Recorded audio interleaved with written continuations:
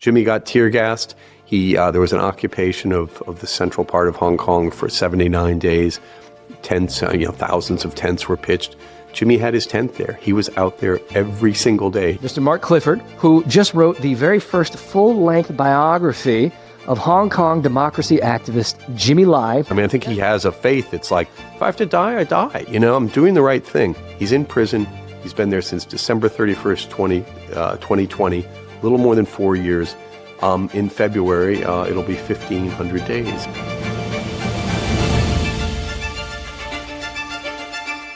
Hi, everyone, and welcome to the latest episode of Dissidents and Dictators. We have an extremely special episode today. Of course, I'm Casey Michelle. It's my co-host, Elisha Maldonado. Hello. Say hi, Elisha. Hello. We are also joined by another guest today in studio, Mr. Mark Clifford, who just wrote the very first full-length biography of Hong Kong democracy activist Jimmy Lai, who we have discussed on the podcast before. Mark is currently the president of the Committee for Freedom in Hong Kong Foundation, and his brand new book, The Troublemaker, How Jimmy Lai Became a Billionaire, Hong Kong's Greatest Dissident and China's Most Feared Critic, is a searing look at Jimmy Lai's life, which culminated in him being one of the very few businessmen willing to face down the Chinese dictatorship, and which has now resulted in his imprisonment, all for simply supporting democracy. Mark, thank you so much for having us today. The book, needless to say, is phenomenal. We were just talking off mic. It's a quick read. It's a brisk read, but it's got a narrative that propels things forward because it is a biography of one man. Now, you've written on Hong Kong in the past, but this was a different approach for you. We'll talk about what's in the book a little bit more in a second, but I want to know about kind of your personal story, your intersection with Jimmy's story. How did you guys first meet? How did you guys get together? Well, first of all, thanks so much. Great to see both of you again. And yeah, thanks for your interest. I met Jimmy in 1993, a year after I'd moved to Hong Kong. And I was working for the Far Eastern Economic Review, covering business. And he was a pretty interesting businessman. And a colleague of mine, a friend who was working for the International Herald Tribune, had interviewed Jimmy and suggested I do the same. And he ended up inviting me to his villa up in the Kowloon Hills up on Tai Po Road and cooked me lunch. And I have to say, I've met a lot of CEOs. I've even had lunch with some CEOs, but never before or since have I had a CEO who cooked me lunch.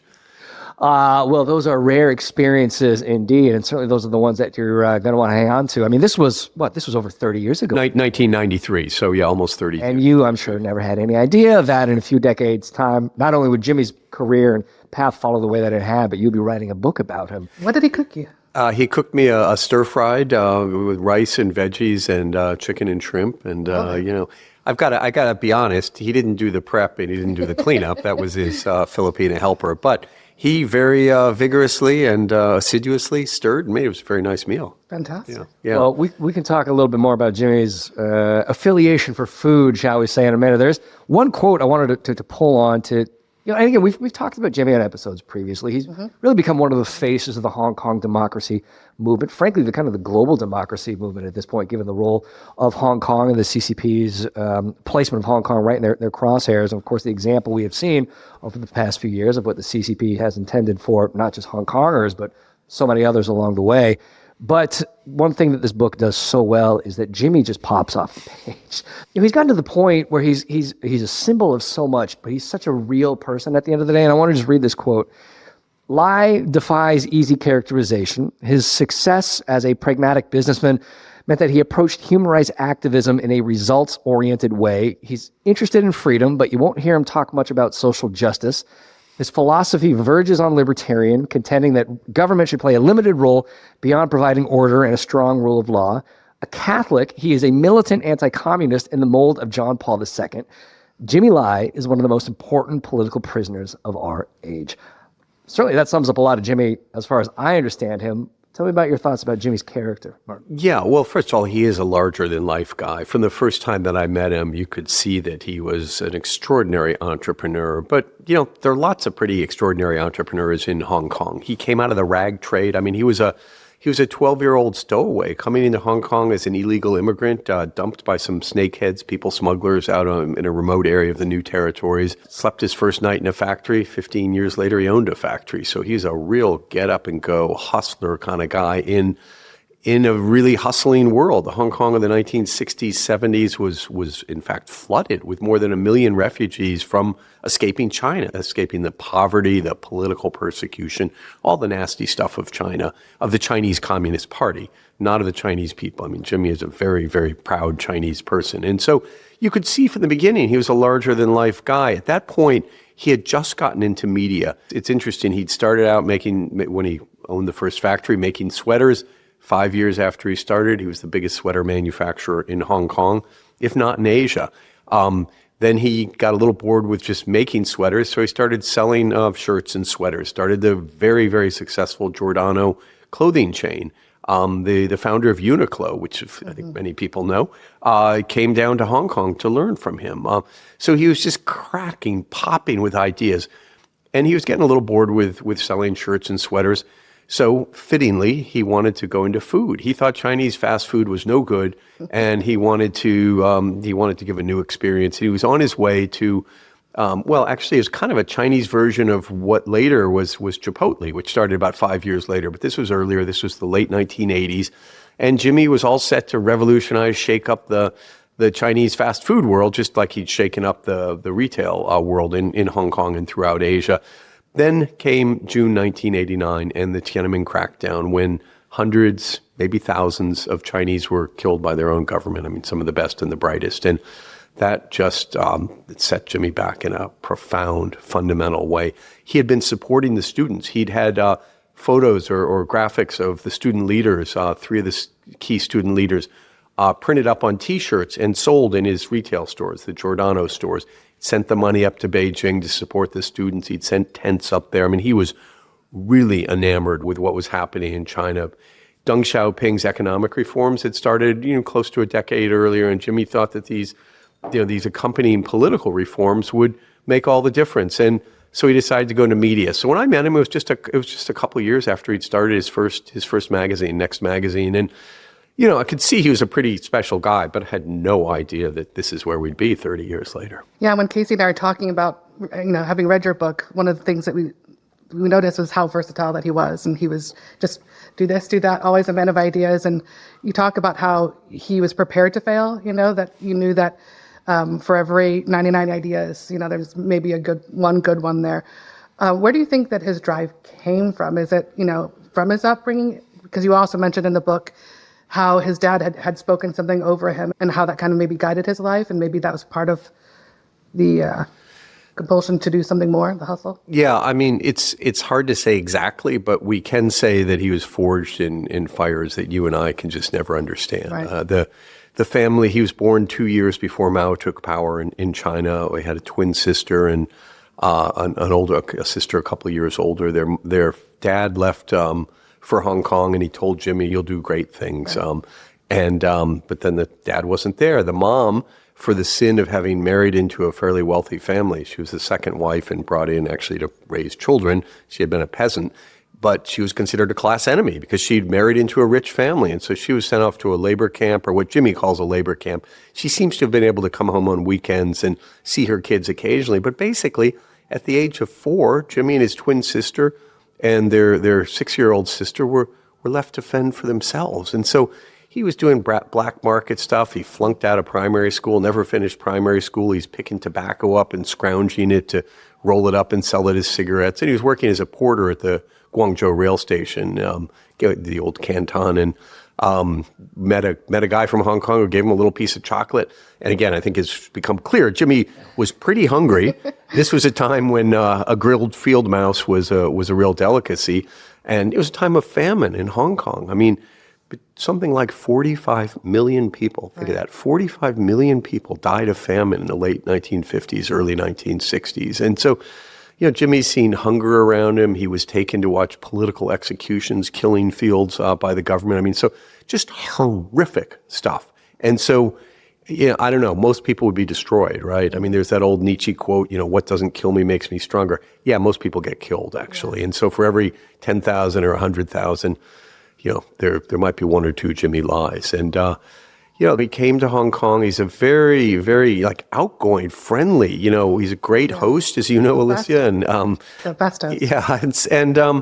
he got a lot of people to help him, particularly older men. And, I don't think we can over-psychologize this, but his father was in Hong Kong, but he had a very difficult and I don't think ever totally resolved relationship with his father. But he did find other older people, especially older men, but not exclusively, who helped him out. I mean, he's just such a genuinely nice guy, and he's so generous. And sure, he wanted to learn. He wanted to make money. He wanted things from people, but it wasn't just a me thing. Right. That's just not who Jimmy is. I like that, you mentioned he didn't graduate from primary school or, didn't do well in school. For someone, I mean, if you've heard him speak just, in interviews or if you've had the privilege of meeting him, someone who's just so erudite and so eloquent, just speaks so beautifully and is able to encapsulate his thoughts so beautifully, but also feelings. And I was just enraptured, I didn't want to leave the couch where I was sitting next to him.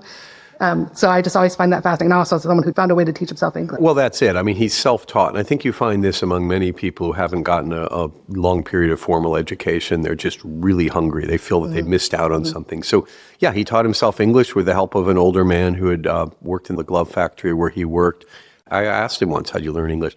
Oh, I read the dictionary in the factory. It's like, he speaks the Queen's English. Yeah. He's a British citizen, right? He speaks the Queen's English, or the King's English now. Yeah, right. He is a British citizen.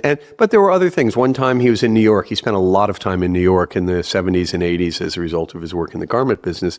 And he was complaining about the Chinese one night, but in kind of a, just a like angry kind of way. And his host reached up to his bookshelf and said, read this.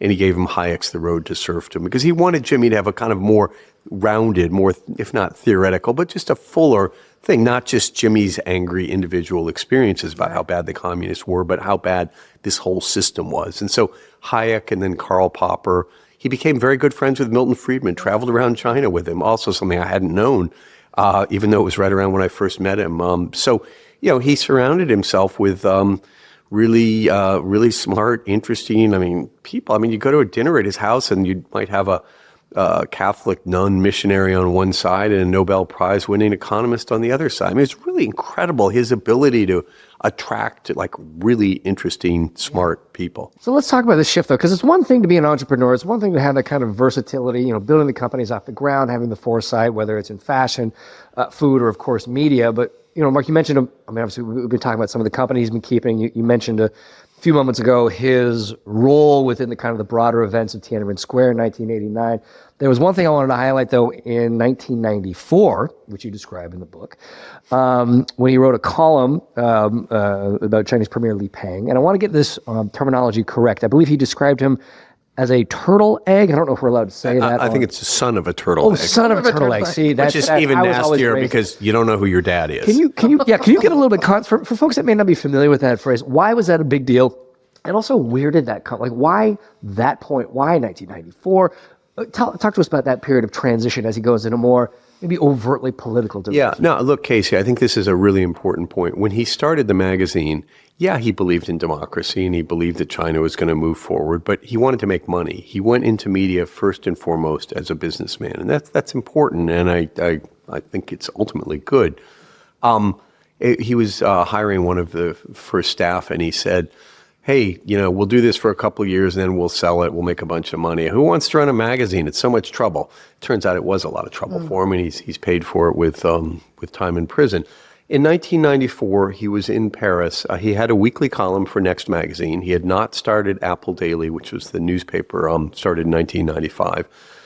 So when I met him in 93, he was talking about setting up the newspaper, how he knew there was a market for democracy in Hong Kong, that people would pay for this. And then all the competitors, all the other newspapers were pulling back because the Chinese were going to take over. The Chinese Communist Party was going to take over the beautiful city of Hong Kong in 1997, ending 156 years of British colonialism for better, and as it turned out, mostly for worse. And so Jimmy was already gutsy, right? Again, he had this confidence. And I think it gets back to your question, what forged him? And somehow the fact that he went through so much as a kid and a teenager and a young man and became so successful and so prosperous gave him just an unbelievable, unshakable self-confidence. He's like, you can do anything to me and I'll come back. And if I'm dead, well, he converted to Catholicism. So I think he, I mean that seriously. I think he has a faith that's like, if I have to die, I die. I'm doing the right thing. And in 1994, he'd been writing these columns. His wife, Teresa, who he'd met right after Tiananmen, was a Francophile, and they were in Paris. She was pregnant with their first child, Sebastian. It was July. And Li Peng, the butcher of Beijing, he's the guy who really, carried out the Tiananmen Square massacre and gave all the orders, and Deng was behind the scenes. And he was making his first trip to the West, to the free world, a state visit to Germany. And Jimmy's sitting there in Paris. There's all this coverage of Li Peng, and he's just enraged. And his wife, I do think it's important. Teresa's pregnant with their first child. He feels, so strongly about the future of China. And, here's a child who's going to be born, and that's the next, 70, 80, 90 years of his progeny. And so he dashes off this handwritten column just on some hotel paper. And I think his wife probably helped him tone it down a little bit. The guy's although it doesn't read like it, because the son of a turtle egg was just like kind of the beginning. Let's just to say he's rude would be an understatement. And so in Hong Kong, they're sitting there. This thing rolls off the fax machine. If you remember the fax machines, it was back then. And the editors are like, "What is this? We cover Hong Kong. Like, what's this guy writing about China for?" But whatever. People say this kind of stuff about Li Peng and the Chinese leaders all the time. Hong Kong is a free place, and the Chinese have promised we'll still have free speech and free press after they take over. So they just ran it without thinking too much about it. Well, the Chinese noticed, and they thought a lot about it. So a couple weeks later, they shut down Giordano, that retail chain that he owned. It had just gone public. It was minting money. It was just expanding in China. China was just opening up. They shut down the Beijing store for supposed safety violations or something. We all got the message. It was interesting. And so to your point, Casey, about kind of turning points in someone's life, that column and his reaction to it. The column was July. In August, Chinese shut down the store, and Jimmy actually responded by resigning his board positions, even though he was the largest shareholder. And in September, he doubled down. And he wrote another column. He said, "I'm really sorry I was rude. I shouldn't have used all those bad words. I was very impolite, but I really believe this. The Communist Party is destined for the dustbin of history, and the sooner it gets there, the better," and on in this vein. And he's a pretty forthright, pretty blunt guy, as you know, and from having met him. And so that, he never turned back. And then he opened the newspaper the next year, and Apple Daily was the newspaper was an even more important force to really start getting people out in the streets. So it was one thing, he was already in the Chinese sights for being so outspoken, and he was a magazine owner. It's another thing when you have a newspaper and you're able to turn out first 500,000, then 1 million, then 2 million people in the streets. Yeah, well, let's talk about that a little bit more, too. I know that almost from the jump, because he had written those pieces already, that they were on to him. Was it just immediately just going after them, or how long did it take? Was it just steadily, and then how long did it take for the CCP to decide, we're done with that, and we're done with you, and we're going to come after you? Because, I really do believe that he is the example that they're making. Yeah, look, there are a lot of very brave people in Hong Kong. Every time there have been territory-wide elections, from the first ones in 1991 for the city council, the LegCo, up to the last ones in 2019, the district council, roughly 6 out of 10 Hong Kong people always voted for the pro-democracy candidates. So it's not only Jimmy, but Jimmy was the only one, and lots of people would speak out, but Jimmy's the only one that was rich enough, who controlled a newspaper, a magazine, and kind of the public, captured the public imagination in a way. So things didn't go, kind of really, the elite hated him. They hated Apple Daily. They hated it more for the fact that Jimmy's very aggressive photographers would be taking pictures of guys, sneaking into hotel rooms for trysts with their girlfriends, and then have a little timer, and then 33 minutes later they'd be coming out, looking a little sheepish, buckling up their pants. That's the kind of thing the elite really hated. But in 2003, Jimmy helped rally opposition to a national security bill, so-called Article 23. In October 2002, when the bill was first introduced, there were maybe 20 or 30 people at a demonstration. By the following July 1st, 2003, there were 500,000 people out in the streets. Many of them were carrying posters from Next magazine, like pullouts that were designed to be posters put up in a window or turned into a sign. So, Jimmy became the kind of de facto head of an opposition political party in a system where the opposition was deliberately fragmented, because although 6 out of 10 people voted for pro-democracy candidates, the Chinese Communist Party didn't want the pro-democracy people to have control over the government. Fast forward to 2014, the so-called umbrella movement, when students came out in the streets. And again, Apple was really supported. The symbol was the yellow umbrella. I think after one protester vainly held up an umbrella against the tear gas that was being lobbed at protesters. Jimmy got tear gassed. There was an occupation of the central part of Hong Kong for 79 days. Tents, thousands of tents were pitched. Jimmy had his tent there. He was out there every single day. He skipped Sebastian's birthday on October 1st to be out there and show his solidarity with the students. It's interesting that he was never taking a leadership role. He never wanted to be a Mandela or a, Lech Walesa. It wasn't him. He wanted to bear witness. In fact, in 2014, he was basically just trying to support the students, because I think there were a lot of students who felt like, your peaceful, methods haven't gotten us anything in 30 years. And he was trying to bear witness to them. Fast forward 5 more years to the summer of 2019, when even bigger crowds were out in the streets, up to 2 million people. If you think of this, 2 million people in a city of 7.5 million, and there were not people coming over from mainland China in any real numbers to join these. A quarter or a third of the city is out. It's just unbelievable. But the Chinese Communist Party has decided that Jimmy Lai is responsible for all these bad things. And so by 2019, after they lost those district council elections they was just a landslide pro-democracy victory. I think Xi Jinping just said, we lost Hong Kong. We're not going to talk to these people. We're just going to destroy their system. Well, I think the further context, though, of course, he's a successful businessman. He's a media mogul. He's really the only person of that stature in Hong Kong taking these actions, being willing to speak out. We see over and over and over again, those other successful businessmen, other successful entrepreneurs in Hong Kong are frankly rolling over in the face of the CCP. And I think it's just worth reminding folks that Jimmy didn't have to do any of this, right? He is independently wealthy. He is obviously incredibly successful. He could have just bit the bullet and said, fine, I'll be quiet. I don't mind. Let me keep the companies and I'll do your bidding. But he didn't go that way. And he was one of the only people that actually did that. I mean, again, a testament to his character right there. Yeah, absolutely. The protests in 2019 started in opposition to legislation that would have made it easy to send people who are wanted on criminal charges over the border into mainland China. Guess what? A lot of business people didn't really like that idea, because if things turned sour with their mainland partner, they could get a judge's order and they could be extradited.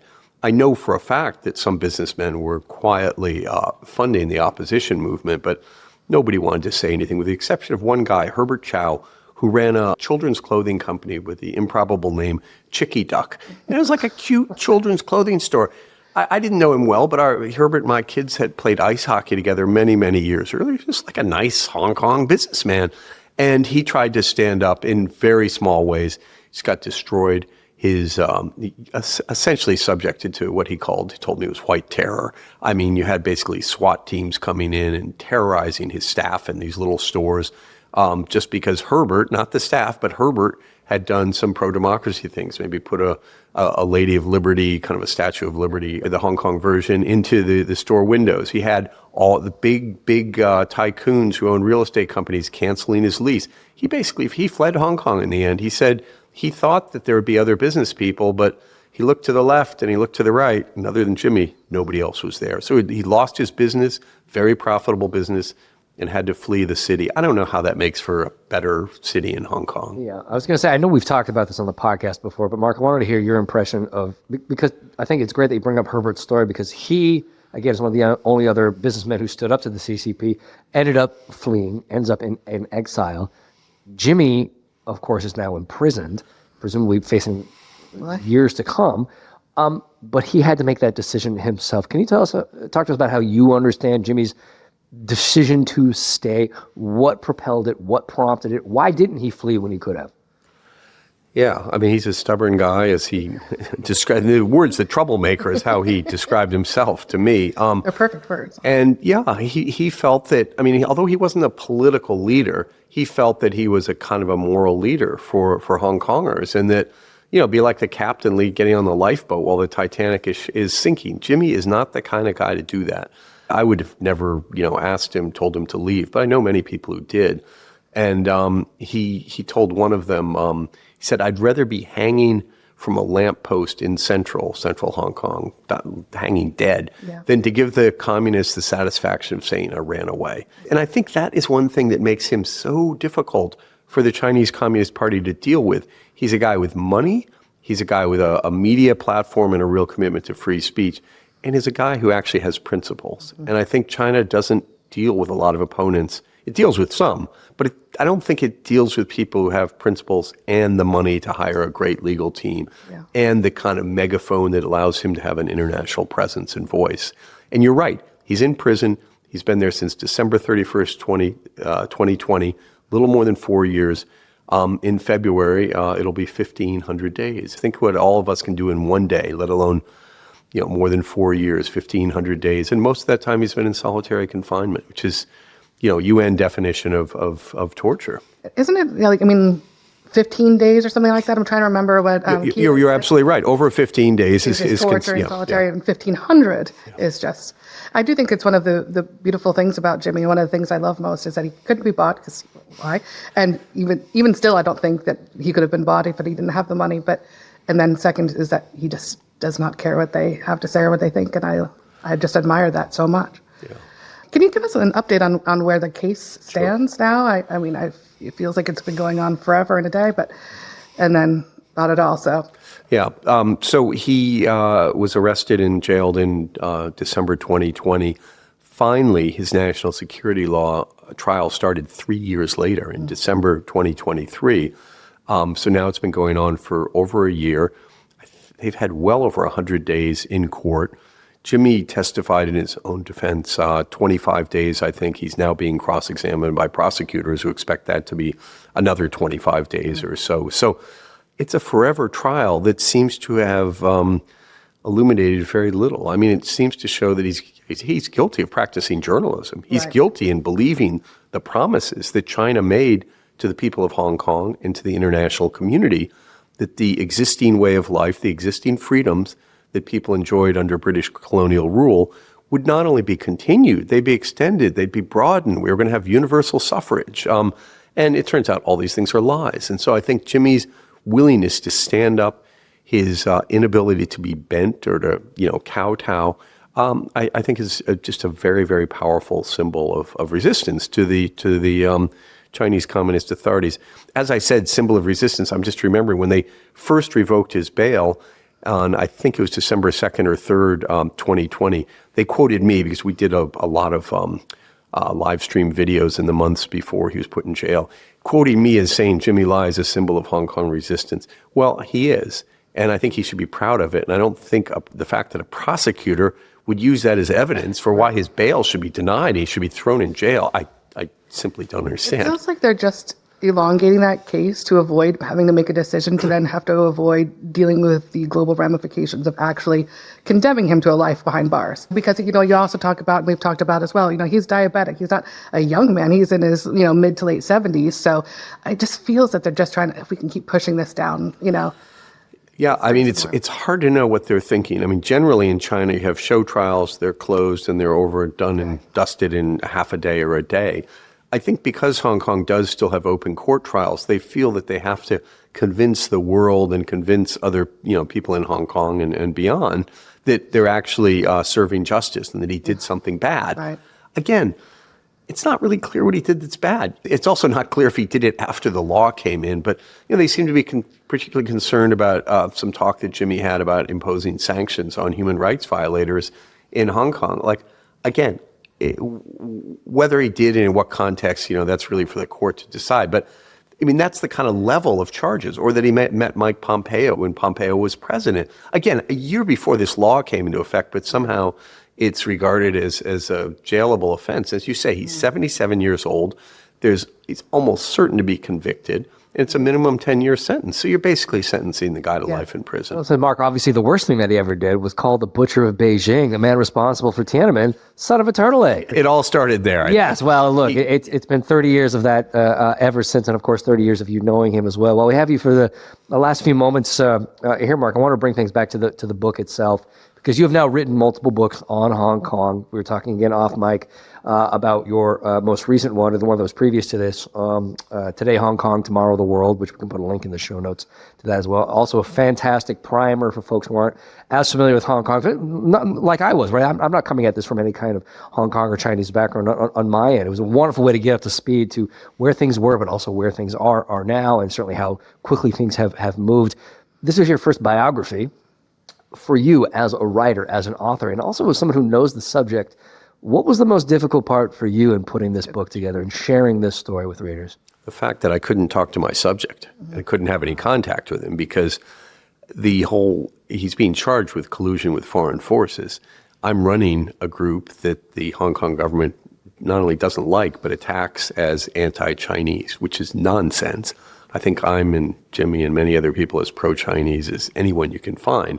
But we don't like the Chinese Communist Party. So it meant that I would just be putting him in more danger if I were in touch. Yeah. So it's quite odd that somebody that I'd known for 3 decades had actually, I talked, hundreds of times I've been with him, but I wasn't taking notes for a biography. So right. that was the most difficult thing. What do you think Jimmy would make of the book? Or I have no idea. I don't even know if he knows that it's out yet or not. I mean, he seems to be so isolated. I mean, when he's taken into court, he's typically in chains. We haven't seen pictures of him since a surreptitious picture was taken by an Associated Press photographer back in the summer of 2023. I don't know. He leads a pretty isolated life. He's able to visit his family pretty much more or less once a week, but that's it. Yeah. And his lawyers. But I don't think that they're bringing him a copy of this book. I don't know that they could get it into prison. Well, if someone who's known him for 3 decades, can you tell us some of your personal favorite stories of Jimmy, or some we might not find in the book, but that you hold on to as a friend? Especially if they involve food. Yeah, if they involve food. Yeah, I mean, I guess it's just, it just is. Well, I will. There's a picture of him with his wife Teresa in New Orleans. Some of us were in New Orleans back in 2017. This is interesting, and this wasn't in the book at all, but just his hunger for knowledge or to figure things out. And some of us were at his house, a small group, 8 or so people, right after the November 2016 election. And Jimmy's, pretty conservative politically. He's a businessman. He was really intrigued by Trump's victory. And there was another person there who was an American, who's just like a Republican, never Trumper. And he said, let's go around America and just figure out, why did people vote for Trump? And so he chartered a bus, and we left from New York. I met the group in Pittsburgh, and we went to a bunch of educational institutes. We went to Carnegie Mellon. We went to Northwestern. We went to the Presidential Library down in SMU. Bill McGurn was on part of that trip. And we ended up in New Orleans, and we ate really, really well the whole way. And but there's a picture in the book with him and Teresa, and it was the last lunch I was at in New Orleans. And to your point earlier about the fact that we talked off mic about how he will just keep feeding people, and yes. I was just so full, and I hate it. I mean, this is just a pathological thing. I hate throwing food out. I hate wasting food. I never do it, but for once in my life, I was just too full, and I just could hardly eat. And Jimmy was like, Mark, eat, so. He'll make your plate for you. Yeah. So, but I saw a lot of him on that trip, and I saw his engagement with people, and if you just met him, if he walked into a room, you'd see, here's a big, stocky, kind of loud Chinese guy, but at his heart, he's actually kind of shy and very, very emotional, really wears his heart on his sleeve, and is very willing to talk about his failures, his problems, his issues, whether it's with, his kids or, the company. His wife, Teresa, told me a couple of various versions of, he has the soul of a Russian poet or a Russian artist, and he really does. I mean, Dostoevsky is one of my favorite writers, and Jimmy is like a Chinese character in the Brothers Karamazov, and he could be on these crazy sprees, and I think in his youth, he led a pretty wild life, and that would be Dmitri in the Brothers Karamazov. Or he's embraced, and we haven't really talked about this, a much more spiritual life, kind of like Elisha or Father Zosima. And so if you really want to understand Jimmy, read the Brothers Karamazov. Well, if you want to understand what he's going through, read some of the stories from the Soviet dissidents as well who were tossed in the gulag. I was going to say, I don't want to end on too dour of a note, but Mark, if you guys do need company when Jimmy gets out on another nationwide food tour, you just let us know. We'd be happy to accompany you. We would like to go out with a French night, because Sebastian, his son, told us he is a French night for cuisine. French night. Mark, last question for you. How can folks, if they want to support Jimmy, how can they support your organization? And also, what is next for you now that the book is out? Yeah. Well, look, I think it's not just Jimmy. There are 1,000 or so other political prisoners in Hong Kong alone. More than 1,900 political prisoners have been convicted and jailed over the last 5 years. Some of them are starting to get out now. So let's remember all 1,000 of those people and their families, their parents and their siblings and their children, and keep the spotlight on Hong Kong. So we've got a new administration that where the incoming president, when on the campaign trail, said that he would 100% guaranteed he'd get Jimmy Lai out of jail. That's great. So and I don't mean this sardonically or anything, let's just really hold the president and his administration, the State Department. We don't know who the new Assistant Secretary of State for East Asia and the Pacific is going to be, but let's make sure that person and the entire bureaucracy has a real commitment to human rights. And I think this is something that is such a strength of America, and it kind of waxes and wanes. I think a lot of us thought about it when President Carter passed away recently. And, we've had presidents that have been more committed and presidents that have been less committed. But, let's try to get human rights front and center in U.S. policy everywhere. But obviously, I'm particularly focused with Hong Kong. My group, Committee for Freedom in Hong Kong Foundation, has a website, a newsletter, and we do quite a bit of work. But I think it's just a matter of keeping the spotlight on Hong Kong and playing for change. Mark Clifford, thanks so much for coming by today. Thanks so much, Mark. Thank you guys for your interest.